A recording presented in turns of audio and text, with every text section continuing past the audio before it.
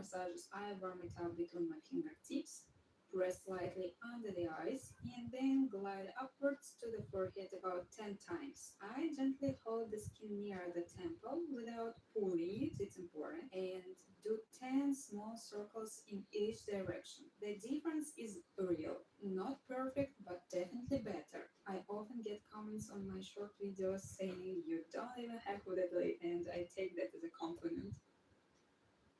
Don't use luminous concealer as an eye primer. Anything that says moisturizing, luminous, glowing, highlighting on the packaging will crease on hooded lids.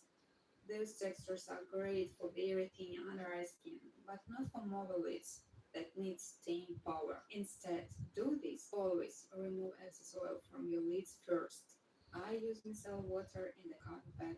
Oil breaks down everything. Just remember, you have to remove everything from your lids first. Next, apply a thin layer of eye primer. Don't use too much. Thick, creamy layers never dry properly and will crease. I like to tap off the extra product on the back of my hand before applying. Cover the entire lid up to the brow bone, and I even take it under the eyes and across the whole of the triangle. This keeps everything in place and makes the area brighter, especially in hot weather. Now let it set and dry.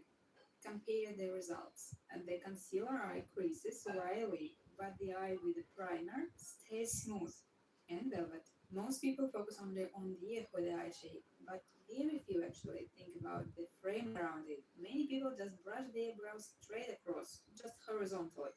But that's not the best starting point. Step 1. Always clean your brows with micellar water first.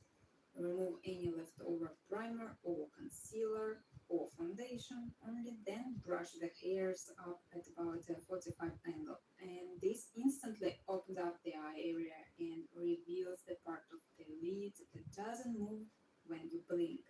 And that's our real working space for eyeshadow. But even here, we need a clean canvas. Pluck the tiny baby's hairs from the lids and ideally on clean skin before makeup.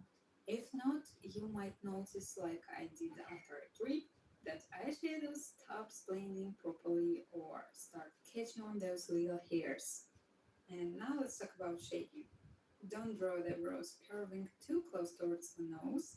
That creates a surprised look, sometimes even angry. Avoid super sharp pigtails, then give the illusion of age because youthful brows are always a bit fluffier, and a harsh curve or high arch right about the pupil will make your hooded lids look heavier, the eyes stronger, and also more tired.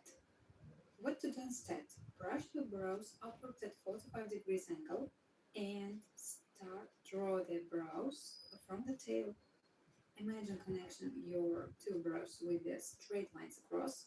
Keep the brows parallel to the floor as much as possible, just to a little bit to calm down the curl. The main idea is to create two lines that stays parallel and slightly ascending, not completely horizontal, but not overly arched either.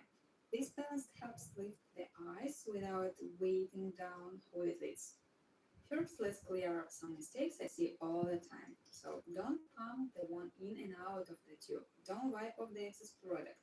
The application becomes patchy and uneven. And don't brush your brows harshly to the side. And don't try to fix the extra gel by lightly touching it with a fingertip.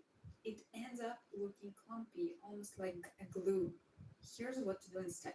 Take the one straight from the tube and notice. It usually has short bristles, long bristles, and even flat sides with no bristles at all. The short bristles grab fine hairs, the long ones are great for thicker hairs. Use the one with a little bit of pressure, brushing the brows into place. Once you are happy with the shape, press your fingertip gently against the brow and slide upward at 45 degrees angle toward the forehead. And this helps lock everything and gives a natural lift. If you notice any gaps afterward, just fill them in with a pencil or eyeshadows which you have already used. And finally, brush the ends of the hairs, just invert the shape, keeping them neatly inside the natural shape. Now it's time to set everything with the loose powder. Even if you don't use eyeshadow, lightly dust translucent powder on your lid after iron base, concealer, or foundation. It prevents transfer and creasing. Before applying, make sure the area is smooth and crease-free. If you're set a crease with powder, you will never be able to blend it out again. Use the fingertip to dab and even out the surface, and then press the powder gently over the lid. I will always show you the power of this powder on the skin. If you don't like shine, look at the difference on my forehead. It instantly becomes smooth and velvety. Actually, it's not just for lids. Use it under the eyes to take away unwanted shine for eye bags. Swipe it lightly under the cheekbone to create contrast, depth and light, and define the cheekbone. The finish soft, smooth, and beautifully natural. What if one eye is more